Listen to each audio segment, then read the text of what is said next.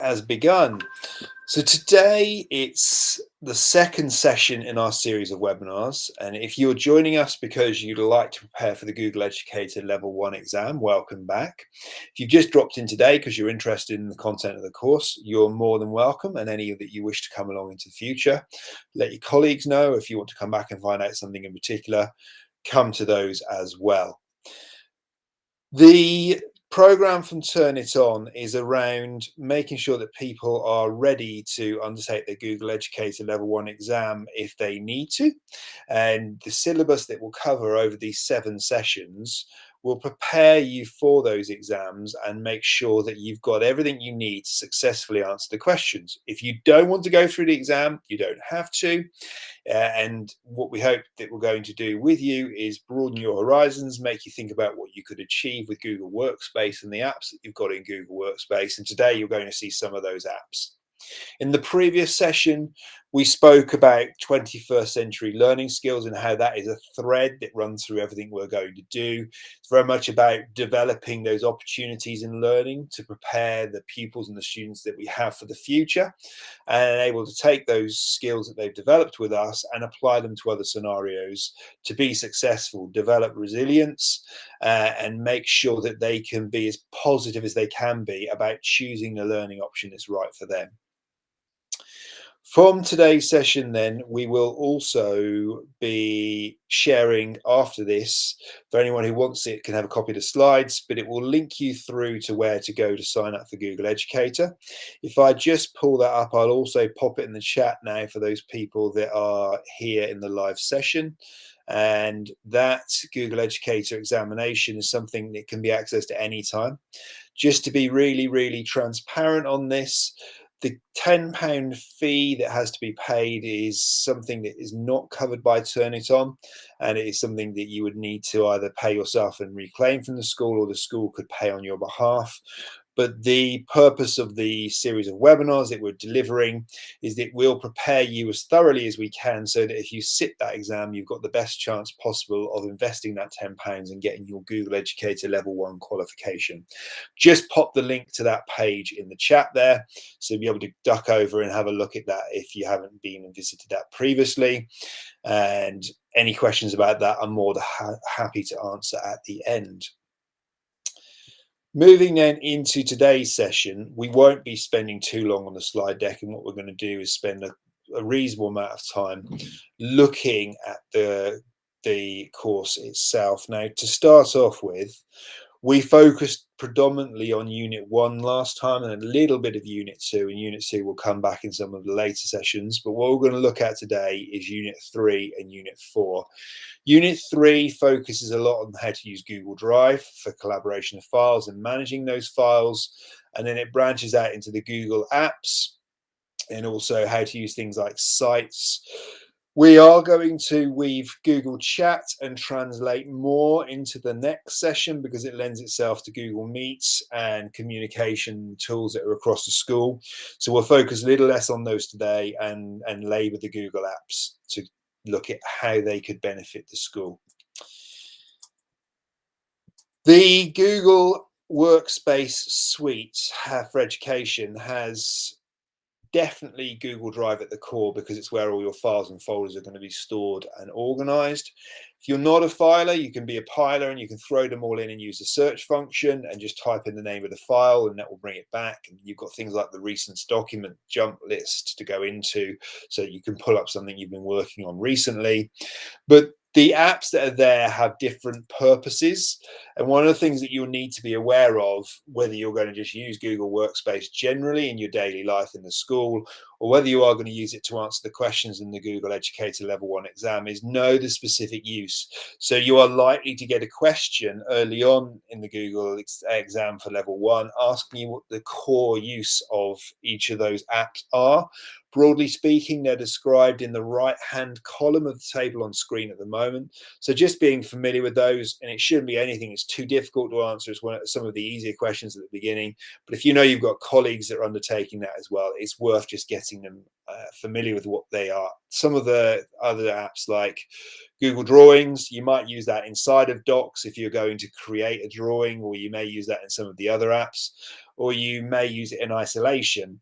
But Google Sites, not everybody uses, and today we'll have a bit of a deeper look at Google Sites so we can become more familiar with that. So one of the first questions I was going to ask you is just, how are you using Google Drives at the moment in your school, and how is your Google Drive? And I'll also bring into this shared drives too. So you might have whole school shared drives like staff shared drive or pupil shared drive.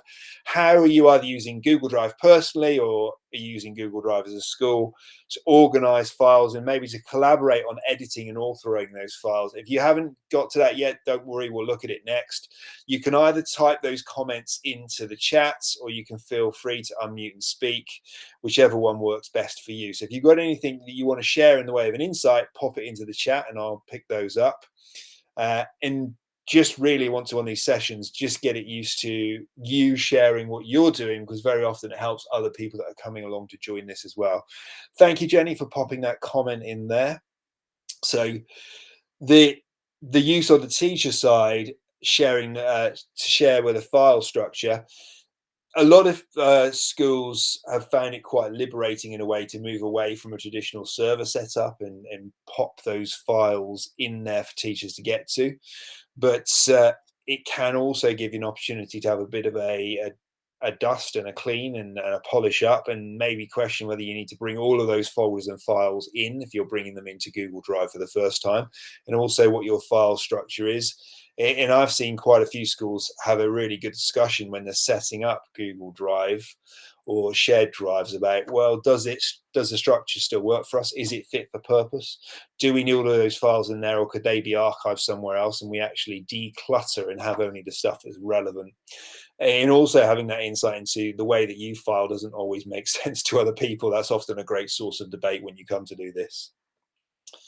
Anything else that you want to pop in there, please feel free to add them in, and I'll come back and pick them up periodically and weave them into our discussion.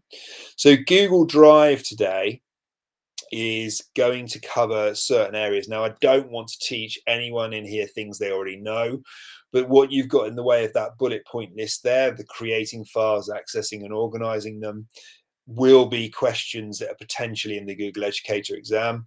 Then there are other examples in there, like how to get your files in and how to upload them, what to do with offline access to Drive files, and then how to use non-Google formats, and then how to manage folders and files and share them with each other.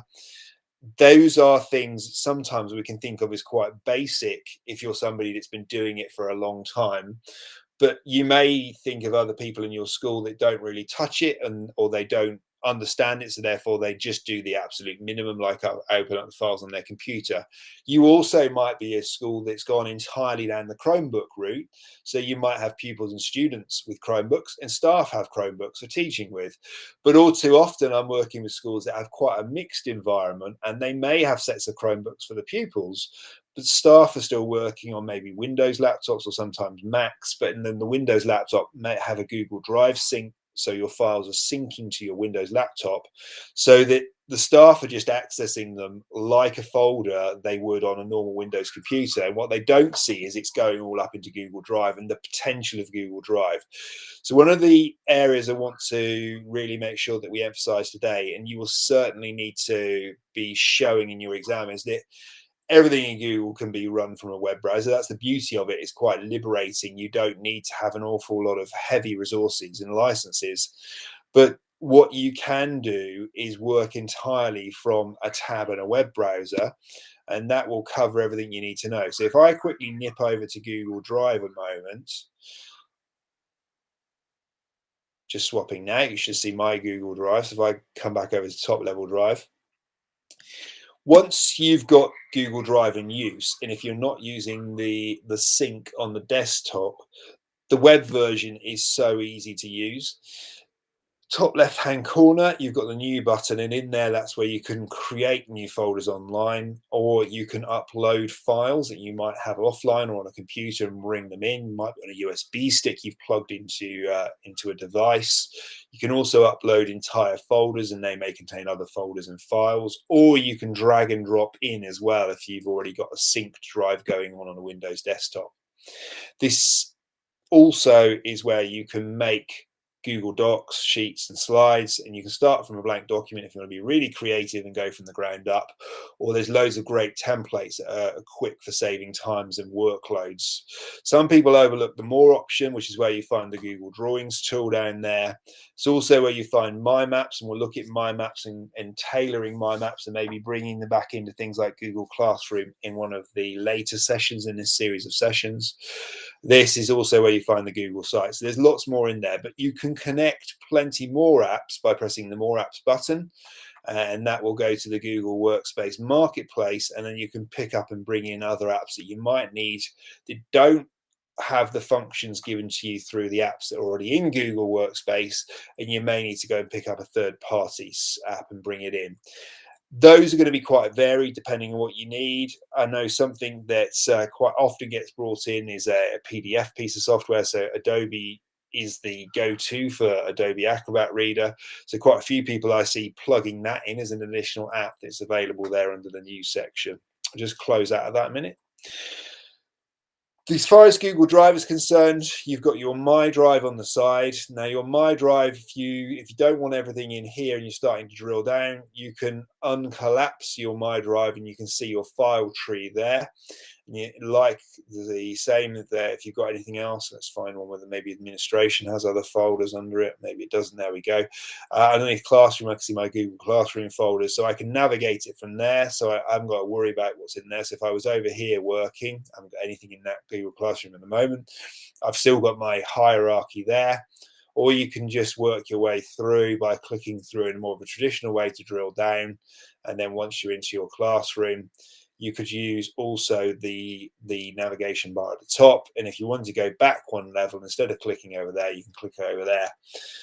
A lot of people don't even realize that when they start to use Google Drive and try to use back on a browser and get themselves in all sort of a pickle because it tries to refresh the content that you submitted previously, and don't realize there's a couple of different ways of navigating. So My Drive is anything that's personal and private to me unless I decide to share it. We'll look at collaboration of documents next. And then you've got shared drives in your organization and your school.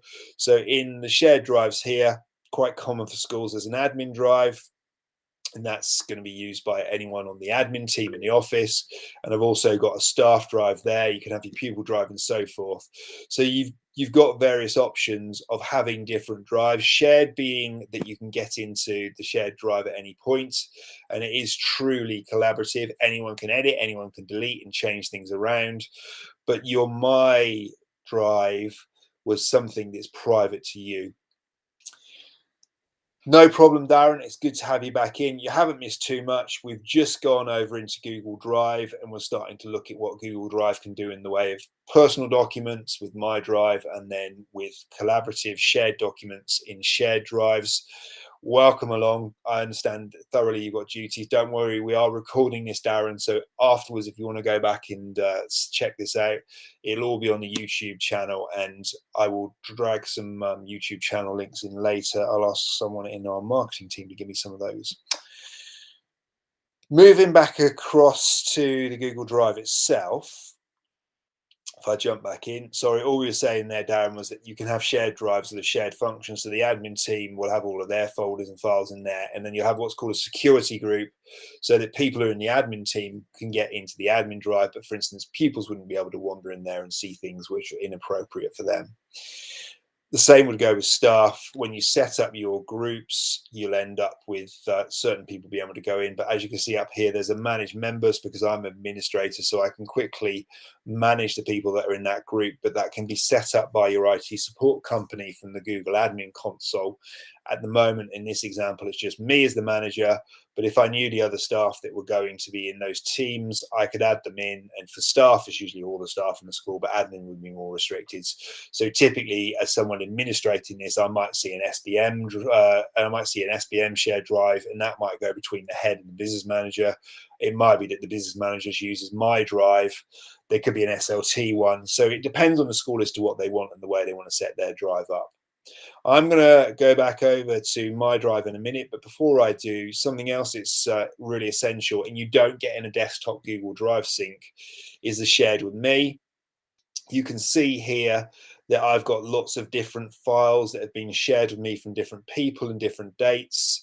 And this is where you can go and pick them up if somebody has been kind enough to give you a view into their My Drive. The only thing you need to be mindful of is if you go and edit the version that's been shared with you, you're going to overwrite the content in their drive. So if you know that you've kindly had let's say a template for a lesson shared with you, like the lesson plan there, a write an if then story, that you would take a copy of that and put it in your own My Drive before adjusting it for your class, not edit over the top of their version. You can roll back, but there's a certain amount of etiquette that you would use.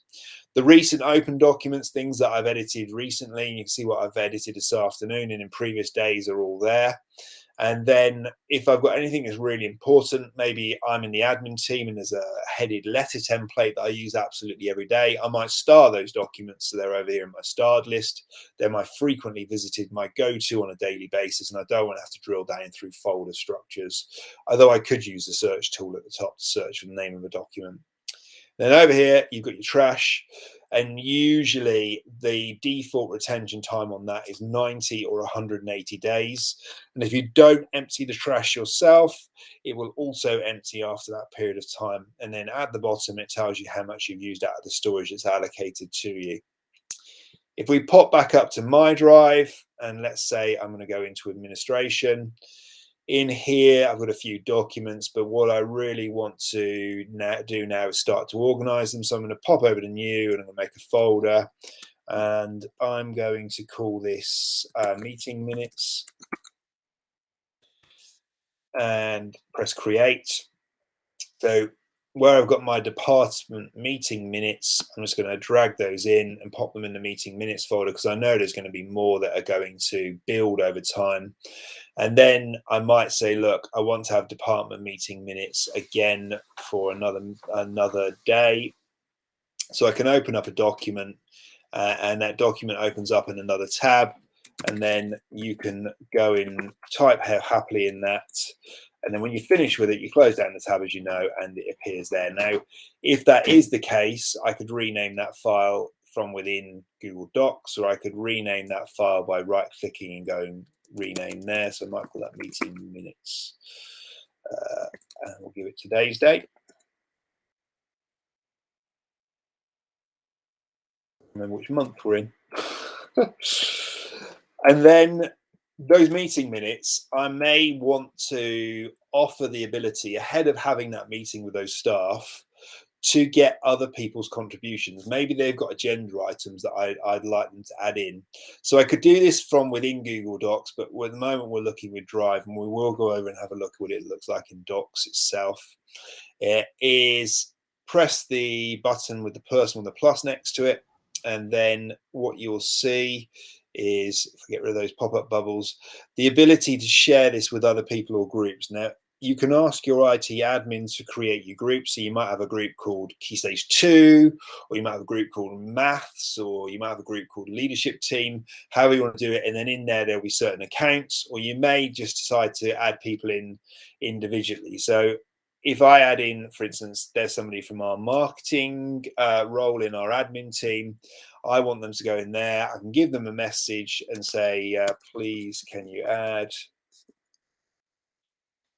any agenda items? And then better make it time sensitive by, let's say, the 15th of October.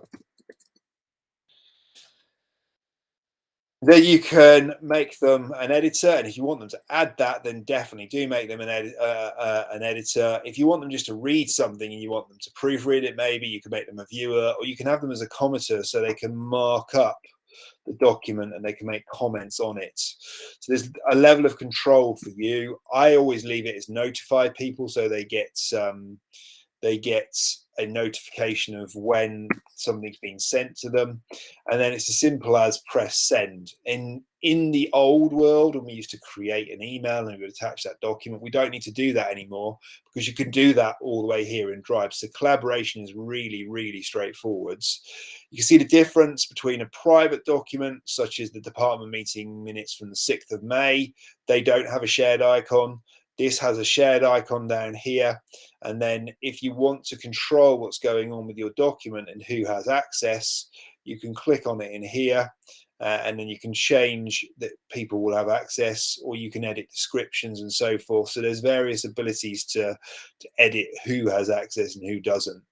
With the drive itself, I've got mine in a list view, but if you want to have a preview, you can swap over and then you can use a grid view and it will show you a thumbnail of what's in the document. If you don't want to see that and you think that looks like too much clutter, you can go back to that. If you want to search for a file instead of using the file tiered structure, you can do a search in there, and you can search by type or just by name. So there's quite a bit of flexibility on it. You've also got the ability in there, if people want to get Drive for desktop and they've got a non-Chromebook device, that's where they could download that from, or you could get them to go and visit a web page as well.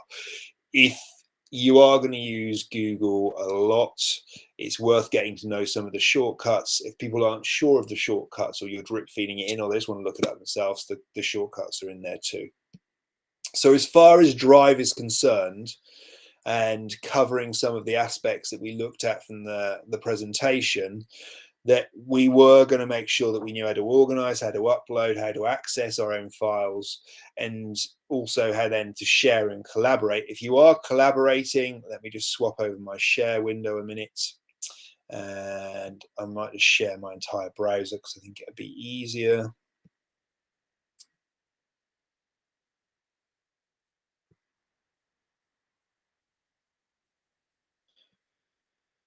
Just swapping over. It's definitely having a long think about it. Should go now. Okay, so you should see an entire screen. It's going to present to you. So over here now, if I opened up the meeting minutes and I said we would come back to this inside Google Docs, if we go into Google Docs, we've got our meeting minutes, and as we've already shared this, so please add your agenda items here. But you've also got the ability to share right here inside of Google Docs to make collaboration far, far easier. Instead of having to create different versions and merge them together and so forth, you've got it all in one place. If you press the share button there, it will bring up a very familiar window. You can see that I've already got it shared with our marketing employee, and I have access. I could add more people from here, and that's fine. Or I could go and control what's going to happen in here. So I could change them from an editor to a viewer, or I could remove them altogether, or I could pass over ownership of that document and give them complete access. I could also, if I wanted to put this into a Google Classroom, or I want to share this somewhere else, I could copy that link, and then that link can be then embedded as a hyperlink, or I can pop it into another area. It might be that we're using Google Meet and I just want to send someone a message with the link in there, and I know they've got access to this team, so I'm going to press done, and that's there. You could also edit things like the titles on the fly, and it will save them to go rename them over there. I won't go through all the functions that we've got inside of Google Docs, Sheets and Slides. They are very familiar to a lot of other word processing packages or spreadsheet packages or presentation packages. The thing that people find most difficult initially is just getting their head around a slightly different organization on the ribbon, or maybe a tool doesn't sit under the same title or tab on the ribbon as they've used in a different software package, and they just need that period of readjustment. But the other great thing in here that you can do, and that a lot of people don't use it to its full potential, is adding comments. So if you wanted to add a comment in there, and I might say for meeting minutes, I must say remind staff to check back minutes, and I could add that comment in there. At the moment, this document maybe you're only shared with the leadership team, so we haven't sent this out to the wider staff. And then you can have those comments where you can edit them, you can add in a reply, or you can go up here and you can delete or resolve. And it just helps to make the navigation of that document, again, that collaboration, meaning that you haven't got to have separate versions of this document unless you really want to and you're going to take it off into your own area. If I pop back over to the presentation a minute, the presentation itself, we've covered Google Drive quite thoroughly there, but in Google Documents, creating the Google Docs like we've just done online there and being able to share from within a doc, as in a drive, is really, really important. People experiencing what it's like for live collaboration, where you see different people come into a document and you get the flags pop up so that you can see other people in live and real-time editing.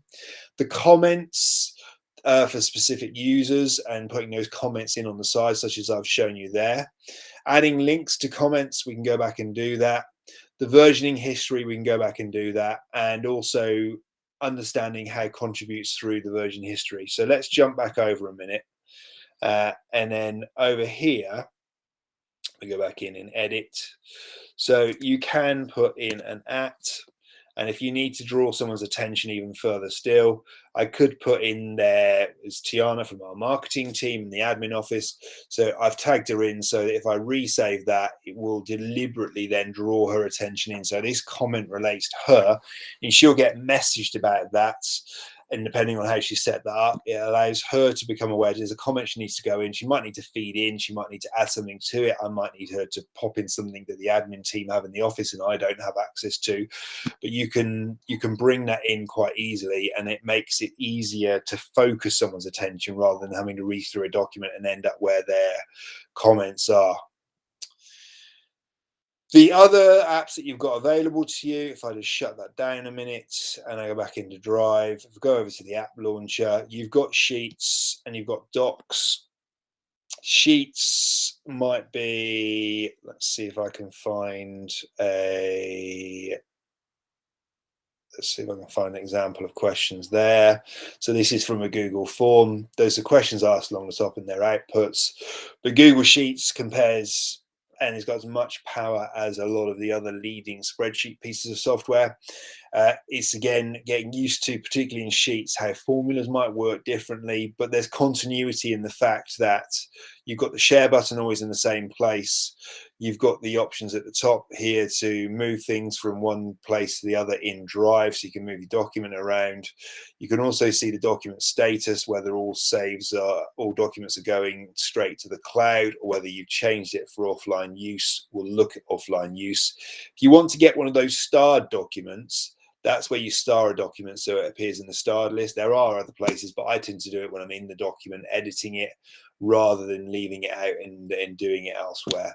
So you've got lots of different options of what you do within the document. And then on the other side, if I'm going too fast for anyone, just say so. I can easily go back. I could go over to slides. Let's say I'm going to make a slide from a template. And I've got no templates available for my company, but what I do have are templates available here. So it might be that I'm going to have a school trip. So I'm going to come into the school trip template just to save some time, brings it in, and this is going to be a presentation to parents about a trip we're going to take year sixes on. Maybe we're going to go away to a PGL center or something, and I could prep that up, but I've got a structure that makes sense. I can delete a few slides, but it's far easier than bringing it in. So field trip, I might say field trip to PGL just to make that different, and at the moment that's in meeting minutes, but I want to move that, so I can do that here inside the software. I'm going to go back up my file tree and I might say, look, I think that's going to go into administration, and I want a new folder in there called trips. I could make this over in Drive, but I can do it as easily in the app itself. I'm going to move it there. So that's all moved over and that's saved in the cloud. And I'm also going to star it to make it one of my favorites, because I know for the next few weeks, I'm going to be living and breathing trips. So I go to starred, there is the field trip to PGL in there starred, and I'll probably unstar it in a month or so's time once I've finished using it. So you've got lots of different options about how it works. The next area, if I go back across onto the slide again, in Sheets, there's a bit more to understand with Sheets itself, and with that is how to use some of the cell functions. So the later sessions that we're going to go through, I will come back to Sheets and we'll have a look at it, put more content in it. Today I focused on just where to find the apps and how they might be used and how to focus on the collaboration and the upload and the sharing. But you will need to, by the time you get to the exam at the end, this is the full list for all of the sessions. So this goes from the session we're on today right the way through to session 7. You'll need to be able to demonstrate a full use of Google Sheets. And there will be some Google Sheet questions in there where you'll have to go in. It might give you a dummy set of data, and it could be as easy as use the sum function and find a total. It could be about producing a graph from a table of data that's already been created and it's just dropped into the exam scenario, but you would be using live Google Sheets within the exams. Or it could be things like using a Microsoft form and looking at the responses in a Google Sheet, like the version I just showed you from a form that I'd asked some questions from a class Google form. So the Google Sheets by far, if you compare, if I go back to Docs, and I go forward to slides, Google Sheets has the most chance of coming up in the exam at the end. And it's something that I see a higher frequency of questions when I've seen people tackle these exams before and I've been in the same room than coming up with something on Google Sheets or, Google Slides. Or a doc. A doc tends to be fairly basic stuff with knock up a table and share it with somebody. Very, very easy on the doc side. The slides aren't too bad in the fact that it's just produce a slide around a certain theme.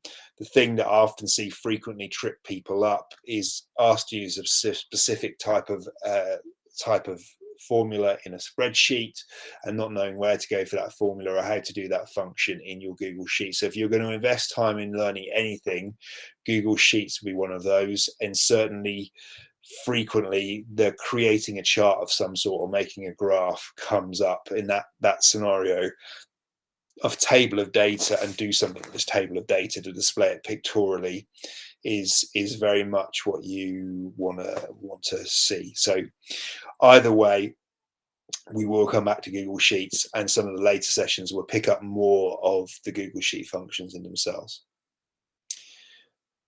The app that I'm going to focus on for a chunk of time this afternoon is Google Sites. But before I go across to Google Sites, is there anything else that you want to share in the way that you've been doing with your own schools and that you have found success in getting people to use Google Apps, or that you've found particularly easy to achieve? Again, pop it into the chat. That's absolutely fine.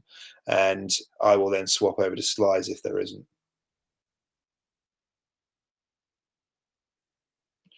Yep, Jenny, I will go back and do version history for you. No problem at all. We can do that. If I do sites first, then we'll go back to cover on version history. Any success stories from using it with your schools? Any staff really taken to it and doing anything amazing with it?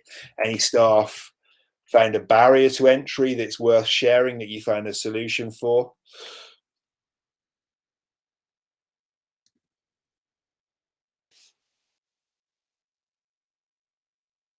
Not just a moment in time.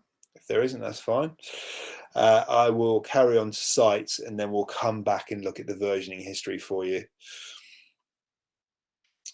Okay, if I reshare and I focus in on sites themselves. So when you pick up Google Sites from the app launcher, you'll arrive here. Now, depending on whether you've built any sites previously, this recent site area is going to be blank, or you are going to have lots and lots of different sites, depending on whether you've been using them in school or classroom, or you're using them on the admin side of school. I might just reload that browser. I think there's a few things I haven't loaded properly. The templates at the top are quite useful, and you can expand the template gallery. You'll have one for your school if you start to create templates for your school, but you'll also have a few in general. I would say for schools, some of the templates they've got here are less relevant. They tend to be more work and business focused. But you could do, I've seen people borrow things like team or project if they're doing something with staff and they want to plan a site for a particular reason. But very often it's start from a new blank site. So let's do that first.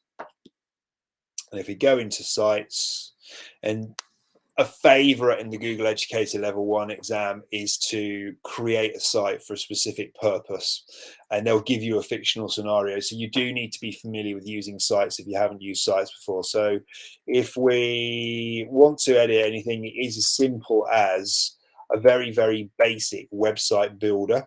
So we might have here, let's call it governors. This is going to be the site for the governors. If you want to do things like make it look pretty, you can select images that are in there, or you can go and search for an image. So it might be, let's put in primary school. We'll make this a governors primary school. Let's put building, primary school building, and this is going to be the governor's website for our primary school. So we'll put that in behind. There's our governors, and it'll instantly adjust the text for readability in the picture. So then you've got this box under here and you think, well, I'm clicking on it and I can't really do a lot. If I double tap, I'm going to get the wheel that I can use, which was where I can insert images. I can upload from my computer if I'm using files locally. I can bring content in from my drive, or I can embed URLs from other sites or sources, and I can also bring in text that will mirror what's going on over here on the navigation on the side, or you've got insert pages and themes as tabs to build content. So if you don't like your theme, one of the first things you can do is you can go in and select from quite a limited set of pre-built themes, or you can go in and you can change some of your own text. I might say, look, I want that to be heavy, and I might not like that. I mean, it might be a school that uses red, so I'm going to change over and use red as my theme, and that will play out in some of the other pages. So here at the moment, I've just got my home page, but what I want to do is add some sections to make this navigate like a website. So I might just say that I'm going to add a sub page, and my sub page here in governors might be full meetings. And then up here at the top, I've got a drop down. I might say, look, I also want to have a sub page for subcommittees. And I can go in there, and there's a drop down menu so I can start to navigate around. So this is your landing page, but you're going to want to build the other pages as well. So something that you'll instantly want to do is have a text box. If you click on the text box, you get all of your normal formatting tools to format the text as you go in the text editor. So it might be welcome to the, I don't know, let's put turn it on school governing body. We are here to help. Nice and friendly.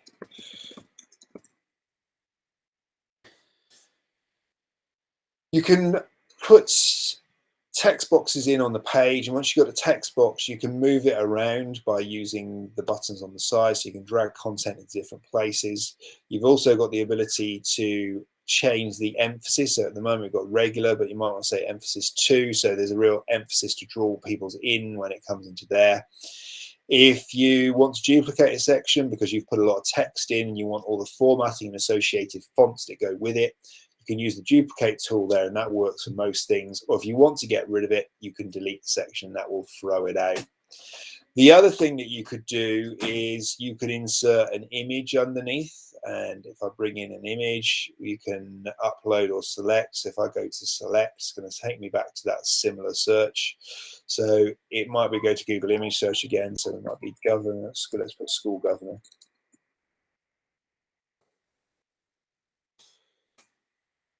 Bring that in, and we might have a lovely picture of our school governors that have been helping out on an open morning, so we'll insert that in there, and in it will come. So you quite quickly can start to build page content, and when you get things like pictures in, you can choose whether you want to crop that picture, whether you want to insert a link so that a picture acts as a hyperlink. And then over here, you can replace images so you're not always stuck with it. You can add text onto the bottom of a picture to give signposting or context to the picture that you put in. So there's quite a bit of flexibility to the way that that works. The pages themselves, I can either navigate around the pages by clicking over here, so I've got full meetings, or I can use the mock navigation over there and go to subcommittee. That allows me to go through. Now, I might decide that this page needs a bit of a different theme to it, so I might say that we're going to apply that there. So the subcommittees look subtly different. I'm going to go back to insert. And instead of building my page like I did with the main landing page, we've got template layouts here that help me to get what I need quickly. So I might say, look, I want a picture on the left and I'd like some text on the right. Well, instead of me having to add all that in separately and build those boxes and bind them together, I can have my sites then straight away ready to go. And it wastes less time in my busy day about constructing it and more time about putting the content in there at the same time. So I might decide I'm going to have a YouTube video here. So my subcommittees might be here. So it might be DFE governor. Oh, no, DFE. Let's put DFE. See what we get. Nobody wants a video on the DFE. It's not coming in at all. Let's see if we can say in school governor.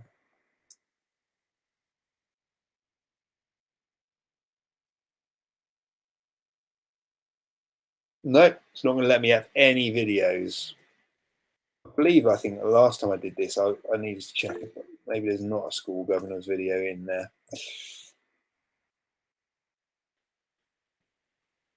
Unless there's a problem generally with YouTube itself. Yeah, I do see what you mean, Jenny. It worked about a month ago when I was doing another training session. I could search YouTube, but maybe if that doesn't work, you can always go to YouTube discreetly in a separate tab, and providing it's staff and they've got a different level of filtering, you could grab the URL and embed the URL. But it is a bit frustrating that the feature's there and it doesn't seem to work as well as it should.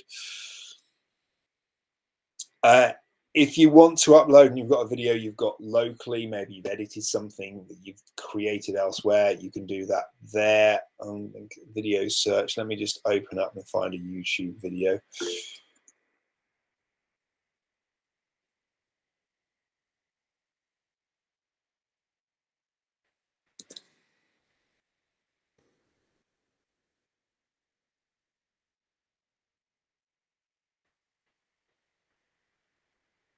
Okay, that's definitely not happening.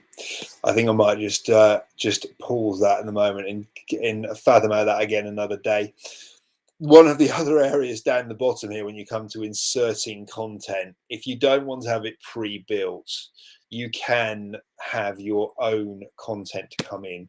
Now, I'm not about to go through all of these, but there's some really great ones that work very well. So if I was to go back to home and go to governors, I may say, look, I don't want to have that there. Let's get rid of that. But what I would like is a carousel of what our governors have achieved. So what I can do is add in some pictures. So if I select an image, I'm going to go back to Google image search and let's bring in school governors, see what we get. And we'll have the governors have supported a new centre for self-study. They've been helping with school open days. And let's say they have funded, they're really generous governors, they funded a new building. So go insert and insert. And then what I will end up here is with a carousel of pictures. Once it loads them up and puts them all in, I can scroll through. What I'm doing at the moment is working in editor mode, but I can preview what this would look like on a computer or a tablet by pressing the preview button then. So if I was coming in, I could scroll through a bit like a website, because it's Google Sites Mimic. I could scroll through my pictures and I can see all the wonderful work that they've been doing with helping us raise money. And it feels more like a website then. If you want to see what it looks like on a tablet, it takes care of all that scaling. So that's a phone. That's what it will look like on a tablet screen, regardless of what you're using. And that's what it will look like on a computer. The beauty of Google Sites is it does all of that for you. And then at the end, you can come out of your preview mode and you'll be back there in the editor mode. The Other things that are particularly useful, if you're building for a whole school, you might want to pop a calendar in. If it was directions to somewhere, you might want a map.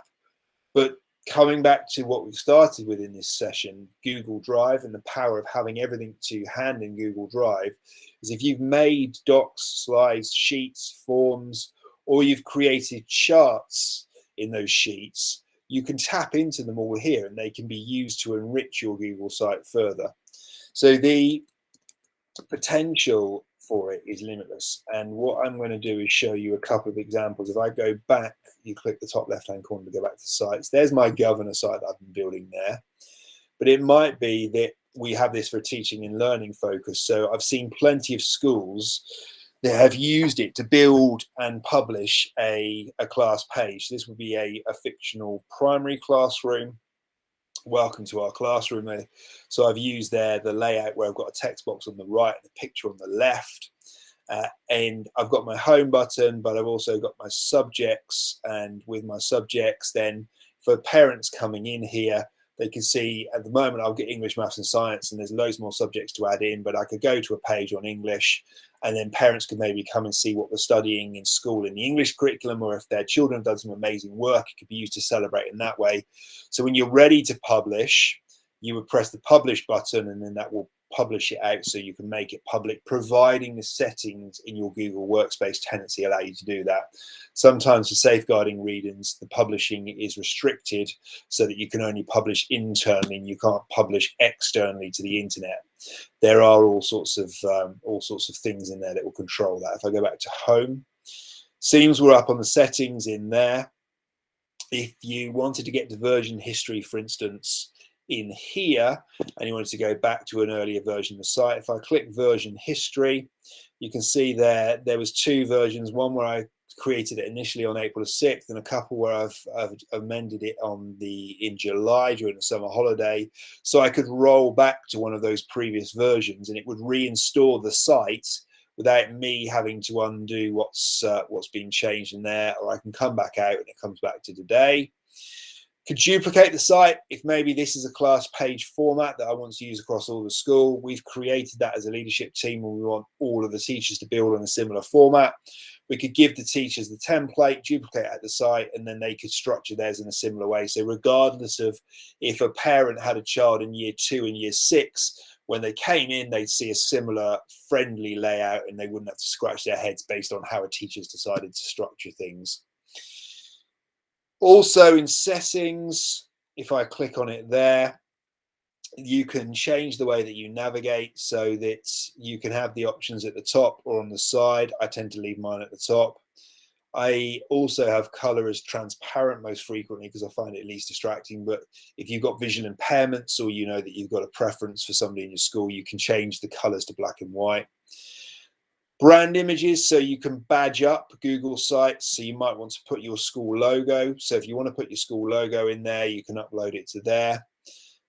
Viewer tools, so you can see from the information pane just last time people were in there, or you can have contact information in the form where you can have authors. If you want to get some insight into analytics about how much a site is used, one of the things that you'll need to show in the educator level 1 is that you are not just data rich, but you're doing something meaningful with that data, so that the analytics in here can show how frequently someone visited a page. If there's a particular resource, it's a real favorite, and that can be really important with a Google site, particularly if it's being used for something like a class page. Or this one's frequently something that's requested. You might have an announcement banner, so if we switch that on, let's say our banner color, we've got sort of greeny color there, so let's make it match in. Let's have maybe a blue like that, and that might say, I don't know, welcome to the new term parents evening is October 8th. And then we will have that on the home page only instead of all pages. And then when we close that down, There's my banner up there. So if I've got a prominent message, maybe it's a snow day, maybe we've had to collapse a bubble, it's another place. You're probably going to do it on a school website and use whichever communication platform, but it may be something you want to reinforce, or it might be a reminder to parents that you've got a particular day where they're going to get dressed up, like World Book Day or something like that, so that they know and it's advertised on there. So there's lots of ways to customize your class page, or there are other ways to do this. And you could have this one I created for distance learning originally, but it's very similar to a whole school page. So here we've created the Turn It On Education School. And this is our welcome to our school for blended learning, as it was during lockdown. We've got a contact us box where I could add a map by going down and inserting a map in there. But across the top now, I've got even more drop down. So if I went to my page structure, it's far more complex than it was previously. So I've got learning subjects, class pages, and as well as navigating there is drop downs. So it might be that I'm going to go to science, and then I've got the science landing page. I don't think I've done a lot with science, but I think I did do something with maths, or I might be entirely wrong. Just badge them up. But you've also got a learning subjects landing page where you can get to those from as well. So it's up to you to think about how you want the navigation to feel.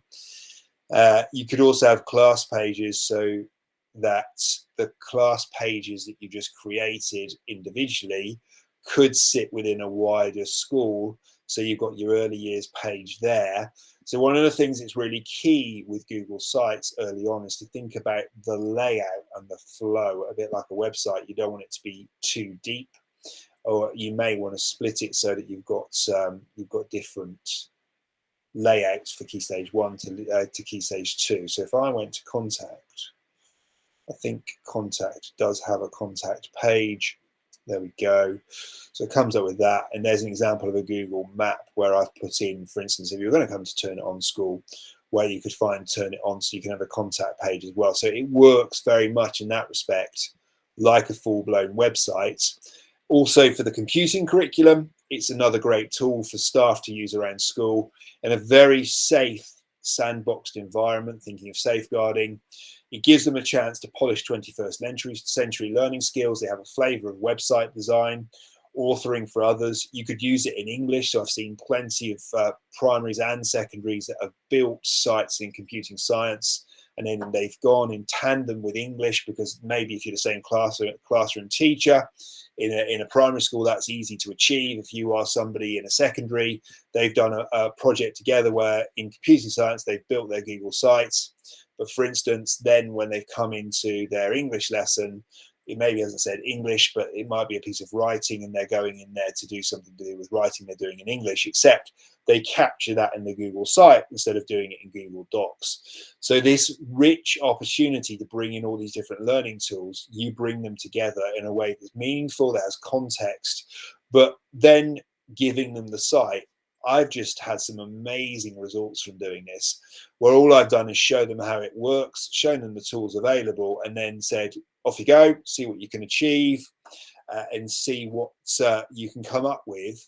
And then obviously you've got to deliver the curriculum, and you've got pressures to get through certain bits of knowledge or certain skills, but you're doing it in quite a fun, different, quirky, and enjoyable way. And if anything, I've seen greater engagement and greater depths of learning by bringing in things like Google Sites than just putting them onto Docs to do some word processing, because it's something new and fresh, and they can see a real world application. They also get a sense of achievement, because all of a sudden they're either making a page, which is part of the bigger project, or they're making their own site, depending on how you want to structure that.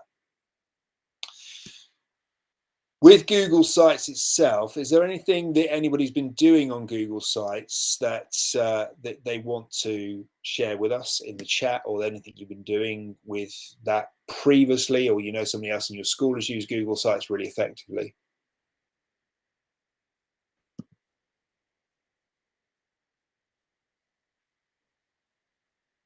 Nope.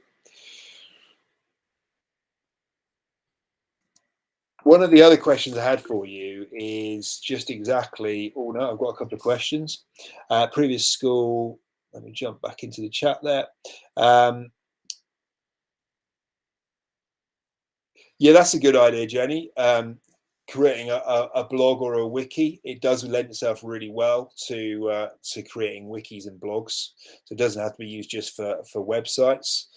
Darren, if you haven't had a go at it before, it is great and it's really non-threatening. And the worst that can happen is that you get somewhere in your Google site and you can't solve things. So if I jump back out of the viewing mode, the worst that can happen is if they can't fix it, they could roll back via the versioning tool. So if I go back into the education one, the versioning tool is always up there on the 3 dots, or they could just go out and start a fresh one. So you could roll back on the versioning tool, or you hit the home button and in you come in and you can create a new site, or you can adjust the site you want.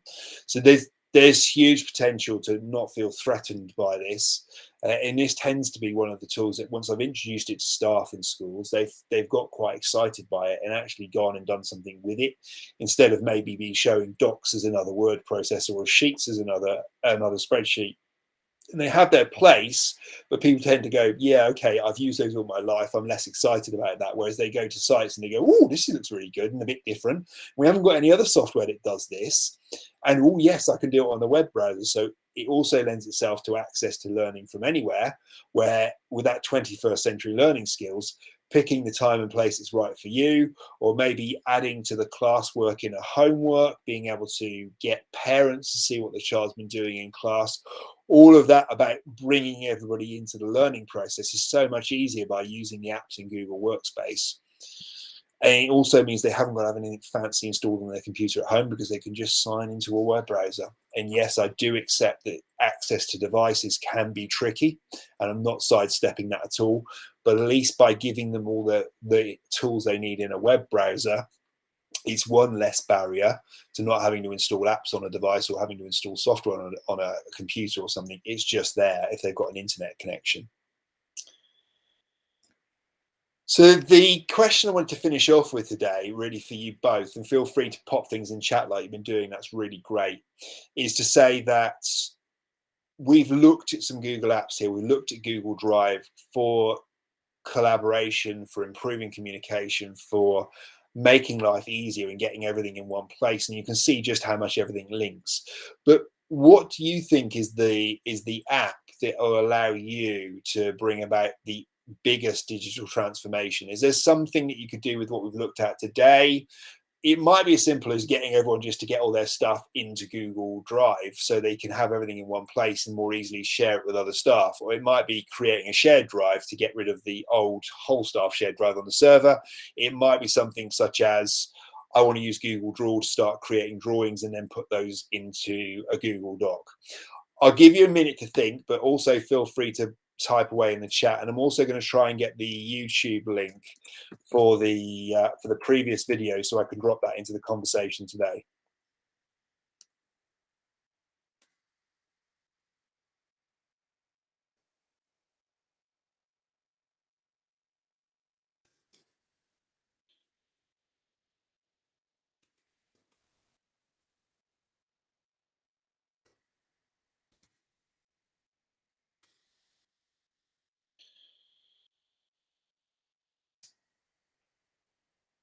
Thanks for sharing there. Yeah, I like Google Keep as well. We've got Google Keep coming up in one of the later sessions, but I do find Google Keep particularly useful. So you've been working with TAs and how to use Google Drive. It can be that we do sometimes, and I know I was guilty of it when I worked in school full time. I'd use something and I thought it was really obvious, but it wasn't really obvious because people don't live in the same world, and it does need that time spent with groups of staff. So it might be the support staff and the TAs to say, look, you don't have to have some files here, or you don't have to use that USB stick if your school still allows USB sticks. You could just pop it in your drive, and you don't need to be emailing it backwards and forwards to school between each other. You could just log in at home as easily as you could in school, and all your work's there. And when you want to edit something in Docs, well, Docs just opens up as another tab in the browser. So it keeps it all in one place, and that access to everything is so much easier. Darren, thank you for your comments there. Do parents have to have a Google account to access the site? When you come to publish it, you can have layers of e-safety protection on it. So you could say that you've got to have a Google account and you've got to be signed in on a Google Chrome browser with that account to access the site. And that might be because you're trying to limit people going into it, or you can make it completely open where you don't need anything else other than you just search the web, and as long as you know the URL and where it is, you can get to it. Darren, I can see underneath at the bottom there, you started to use Google as a school in the first lockdown. It's good to hear you use it for everything. That's a success story. Your tutor notice board, that is an excellent idea. And the whole school assemblies, Darren, could you just elaborate on what you're doing with the whole school assemblies at the moment? Is it Google Meet you're using it for? Yeah, can you hear me on the microphone? Yeah, I can, yeah. Yeah, so we're still not doing whole school assemblies because that's about the last thing we're not doing because of COVID. So someone can either present live on Google Meet that beams to every classroom, or some staff have been recording assemblies but still playing it through the Google slides and recording over the top. Great. And do you find it's easy for staff to access and you get pupils are engaging in that? Yeah, no, so we set it up so it's one link for the whole year, and then so the member of staff presenting that assembly has been invited, so it's all done through the calendar.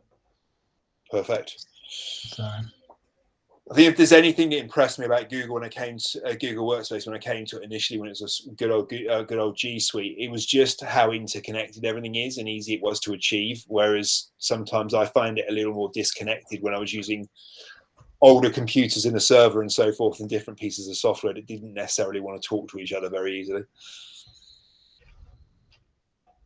Thank you both. Right, I've got the URL for the Google video from last time, and feel free to share this around with anyone else that's that didn't come along to session one and wants to look at session one. So session one was around the 21st century learning skills. And as far as we're concerned, I might just jump back in the presentation a moment if I stop presenting that, escape out of there, and we jump back up. In the coming sessions for represent, next time in session 3, we'll have a look at using Google Meet. We'll also touch upon calendar. So Darren, it sounds like you've probably got a lot of what's coming in the next session. Calendar for organizing your own diary. I think Google Keep is in there from memory, but planning your own workloads and planning meetings with others, so that you're using the tools that's in Google Workspace just to make your life easier to connect with others, but also for them to get to you. And particularly, as you just said there, Darren, it isn't that COVID has suddenly gone away and we waved a magic wand. It really is something we're grappling with in any educational phase. And there's so many tools here that can make your life a lot easier in connecting with others and making them feel connected with you. So that's really going to be where the session 3 focus lies. The finish off for today's session then, if I just jump out of that again at the moment and scroll down. Actually, I am. I thought I was further. I thought I was further forward than I was. So the transformation is also something that's going to come up in the Google Educator questions, and I've seen that couched in the way of which apps would bring about quick an easy digital transformation, what would you need to do for a longer term digital transformation? Now it is fairly limited and obvious, as in there's less in the way of open questions, which is going to analyze text that you've typed in, and more in the way of a task, or more in the way of multiple choice or drop down boxes. But do expect for it to come up about the apps in Google Workspace and how they can lend their way to, maybe specifically sometimes, how could you use, well, which Google app would you use to transform communication in school? And it might be, say, that you're going to set up meetings in Calendar. It might be that you've got a Google Meet and you have to tick all the relevant options or multiple options that would apply to you, so that you can then demonstrate that you've thought about that if you're going to go down the route of doing the Google Educator Level 1 examination. All I want to say is a big thank you for coming along today, but I'm more than happy to answer any questions, but I will stop the recording at this point as well. So if anyone's watching the recording, you're welcome to come along to session 3, and I will gladly see you there. But if you're going to jump in and do different sessions, you're equally welcome to do that. Stopping the recording now.